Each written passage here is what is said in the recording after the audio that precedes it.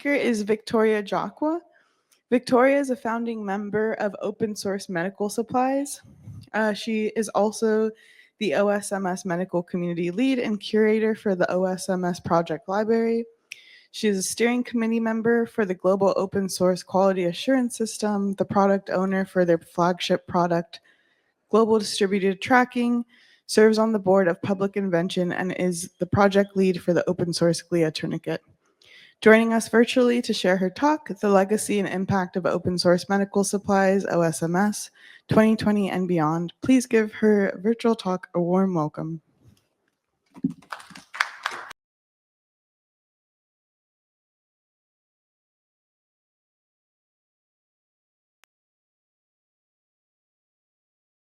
Hello, everyone. Thank you for attending the Jaqua Healthware Conference. My name is Victoria Jaqua. I am the Medical Community Lead for Open Source Medical Supplies, OSMS, and I'm very blessed to give a virtual presentation today. A little bit of technical housekeeping. I will be doing a slide share, but in between, I will be showing some videos and also walking you through the OSMS website briefly. So I'm going to start with that slide share.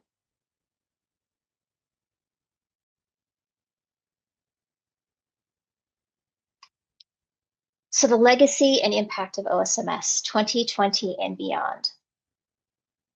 Contrary to popular belief, OSMS does not manufacture any product. We do not own any designs. There are no OSMS open source designs branded. We exist to curate, document, organize, collaborate, support, and elevate the efforts of the open source medical hardware community, whether it's featuring your open source medical design in our project library, celebrating your efforts in our newsletter, creating collaborations between organizations who may be working on a project, or otherwise supporting the ecosystem of open source medical hardware. In March of 2020, our then co-executive director, Guy Cavalcanti, switched a Facebook group focus from open source ventilator to open source PPE because the demands of the healthcare situation at the time demanded PPE.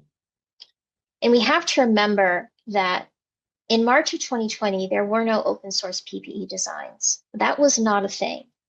And in fact, open source medical hardware as a concept, much less a scaled idea, was in its absolute infancy.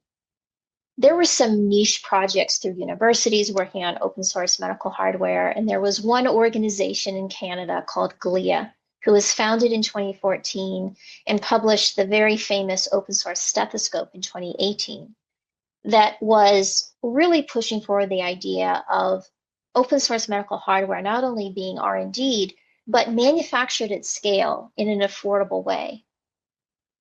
But in March of 2020, that's all there was, and there were no open source PPE designs that existed. So until June of 2020, when the OSMS website debuted, OSMS, the organization, was run exclusively by volunteers. We ran a 70,000 person internationally represented Facebook group page and produced a set of Google documents called the OSMS Medical Supply Guide, which is still current today. The OSMS Medical Supply Guide not only informed the public about how COVID-19 was spread and why you should protect yourself from it, but it also curated the developing open source medical designs into a searchable format. And this document was translated into multiple languages. The amount of information that was exchanged and iterated in just March and April of 2020 was absolutely massive. By early April, when the FDA released the EUA for face shield production, US makers had already made 739,000 face shields and 3.25 million globally. This was a direct result of the OSMS call to action. So many of the open source PPE and open source medical designs that you see in your community had some connection to this time in history. Either there's a design still living from that time that is represented in the OSMS project library, or the idea that you could create an open source medical design started during this time. And the expansion we've seen of open source medical hardware has its roots with OSMS in 2020. By late 2020, we ran a community impact survey and documented the global production of 48.3 million units of medical supplies with an estimated replacement value of $271 million. I'm very comfortable saying that that is an undercount because I'm constantly coming across groups that we did not know existed in 2020 who will casually tell me that they made 50,000 masks in Poland. And it's always wonderful meeting the people who were using an open source design and we had no idea what they were doing. In early 2021, we released a comprehensive white paper called Design, Make, Protect, documenting the entire open source PPE and medical supply maker movement, not just in terms of the data of getting stuff to the place, but also the financial, emotional, social, regulatory, and community impact that this made on not just the makers, but the medical professionals they protected. And one of the best ways to really feel the impact of this time in history is to watch a video called Making a Better Now. This is a compilation of clips of organizations within the OSMS community in 2020, documenting all of their manufacturing efforts. All of our teams are doing everything possible to get as much PPE, personal protective equipment, as we can. We face an international, a global supply shortage. Also to protect our tribal members and our most vulnerable population are our elders. How much PPE do we have for the needs of our healthcare personnel? And they said 10%. The PPE supply has worsened rather than improved. With regard to PPE, as you know, there is a market failure. And I don't want to redo the mayhem of the PPE debacle. There are times in history when politicians ask for our help. But with businesses closed and people out of work, it seemed like there was nothing we could do. But when you look closer, behind these closed doors and boarded up windows, the human spirit still has a pulse.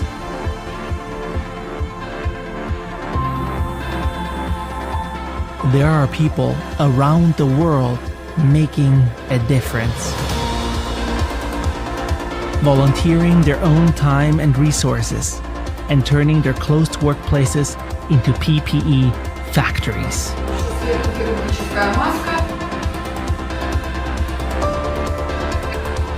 We call them makers. Everyday people who were never asked to do anything, but decided to do something.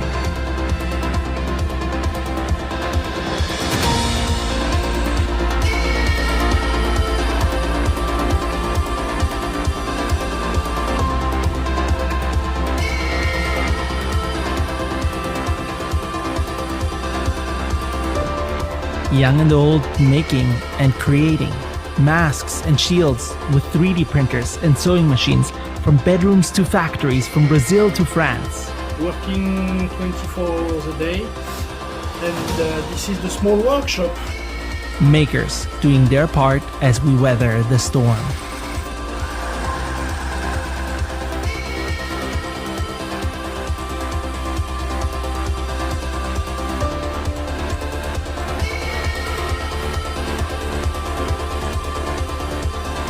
People from more than 55 countries are volunteering to make millions of protective devices for all of us. They're helping our frontliners fight in this invisible battlefield.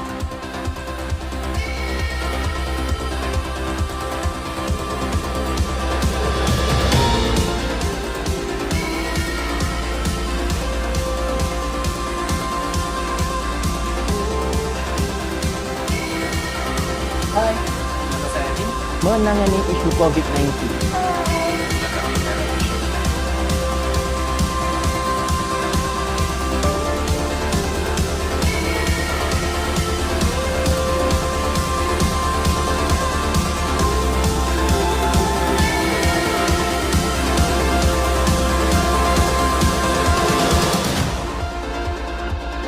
we are finding a purpose in the darkest of times.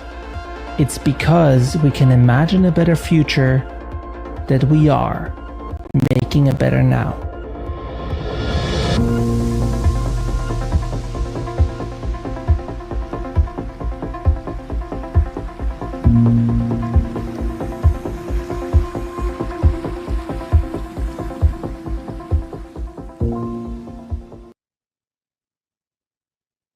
I can never watch that video without getting emotional because I know the names of so many of those people, the names of the organizations in that video.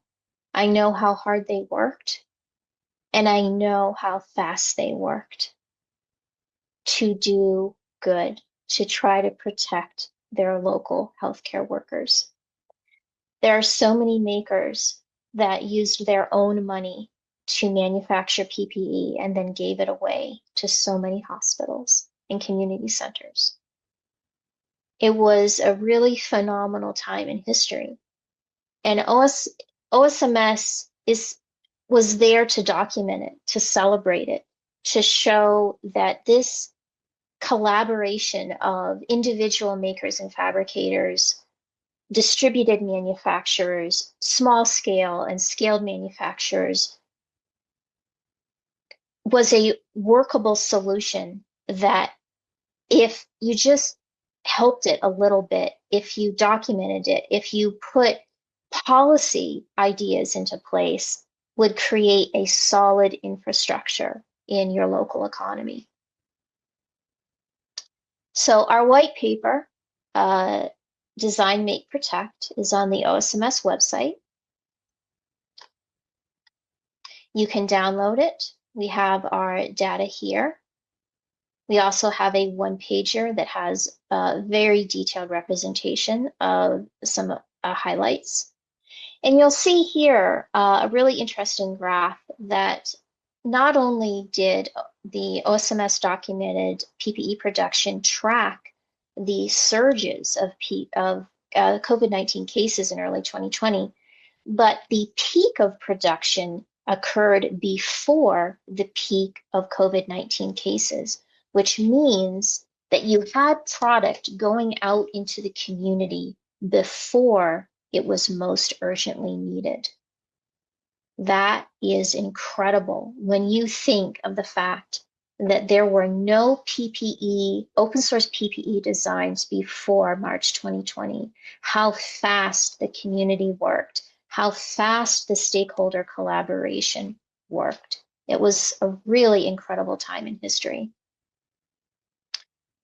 So the open source designs from that time are featured in the OSMS project library, which is a wonderful searchable library. This has been refurbished, or it's about a month old.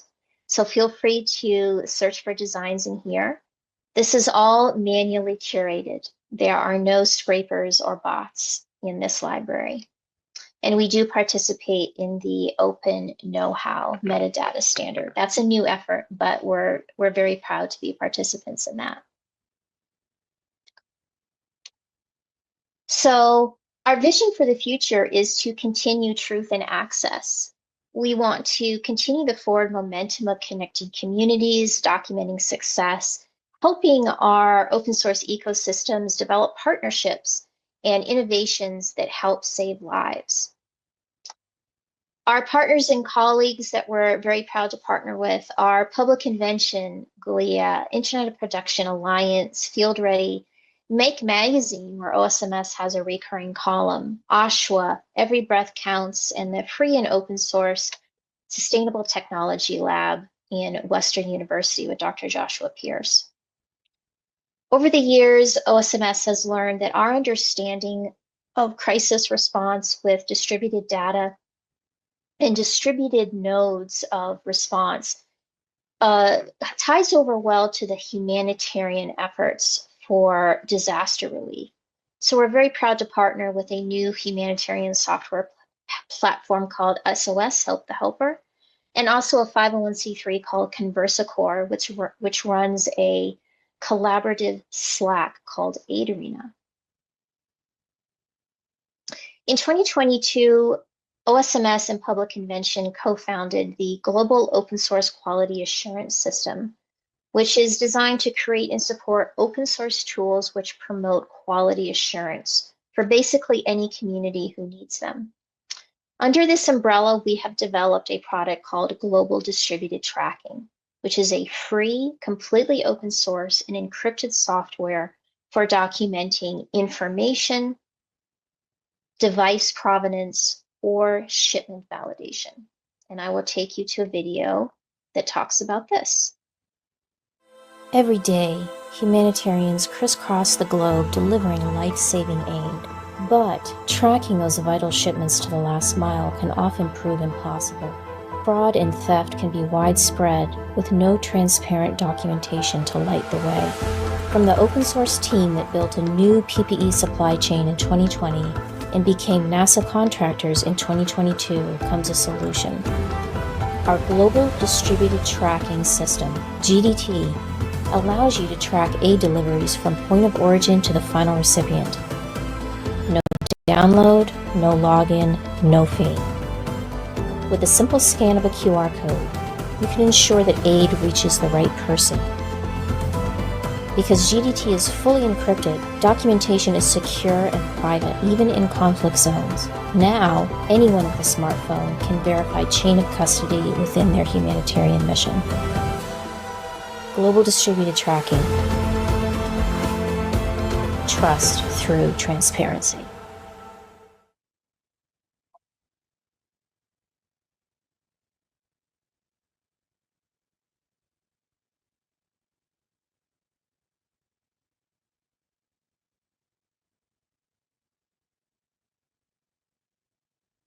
So one may watch that video and ask, well, why do we need another tracker? We have USPS, we have FedEx, we have DHL. And the answer is not every place in the world has that logistics luxury. And we learned from 2020 that while you may have the best open source crisis response, just-in-time distributed manufactured product in the world, because you're making this product in 2 weeks from a valid open source design instead of over the course of 2 years at a manufacturer that has regulatory compliance, it's very difficult to prove the quality, the QA process, the QMS that this manufacturer worked under. So how could we make a free, easy to use tool that will allow the manufacturer of such an open source product to prove the quality? How could we allow a product to be made that a regulatory compliant manufacturer could use for their recall process, for their logistics management process? So we're very excited to have GDT be a tool for our open source medical hardware community.